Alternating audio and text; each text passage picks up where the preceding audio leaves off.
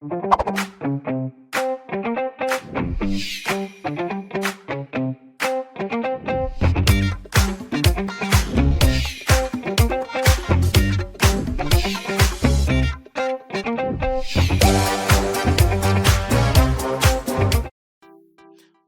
can affect each other by exerting forces on each other.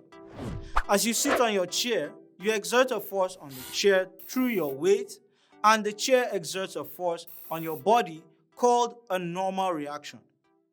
Since your body touching the chair led to these forces, your weight, the normal reaction, and even the friction you experience when you move around in the chair are known as contact forces.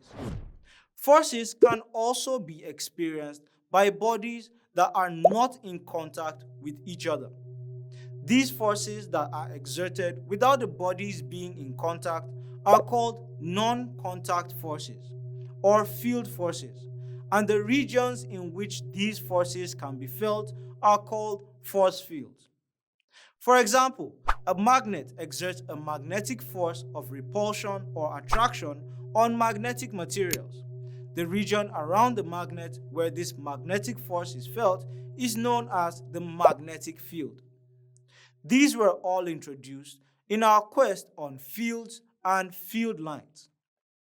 One of the most important field forces is gravitational force. Everyone on Earth is affected by it. In this lesson, let's discuss it further. Gravitation is the force of attraction exerted by a mass on all other masses in the universe. What this means is that a gravitational field is a region around a mass where the gravitational force of the mass can be experienced.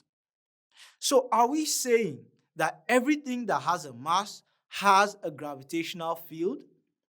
Exactly. You are exerting a gravitational force on the chair, the wall, the desk, everything. And they are all exerting gravitational forces on you. Sir Isaac Newton was the one who first proposed this groundbreaking idea called the law of universal gravitation. It states that every particle in the universe attracts every other particle with a force that is proportional to the product of their masses and inversely proportional to the square of the distance between them. And this force acts along the line joining the center of the two particles. Algebraically, this can be written as F is proportional to m1, m2 divided by r squared, where m1 and m2 are the masses of the two particles, and r is the distance between their centers of gravity. From this relation, the gravitational force increases when the masses of the bodies increases. This is why gravitational force is felt most strongly when the masses are massive, like between you and the earth. Also, this means that as the distance between the bodies increases, the magnitude of the force reduces. This is why as astronauts go further from the Earth's center, the force of Earth's gravitation on them becomes less and less. Because of this relationship to the inverse of the distance between the bodies, the law of universal gravitation is an example of an inverse square law.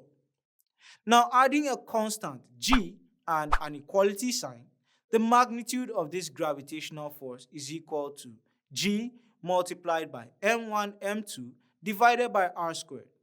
This capital G is known as the universal constant of gravitation. The value of G is about 6.67 times 10 raised to the power minus 11 Newton meter squared per kilogram squared. This figure further shows how small this force is unless these masses are very large. So you are attracted to not just the earth, but everything around you? Amazing.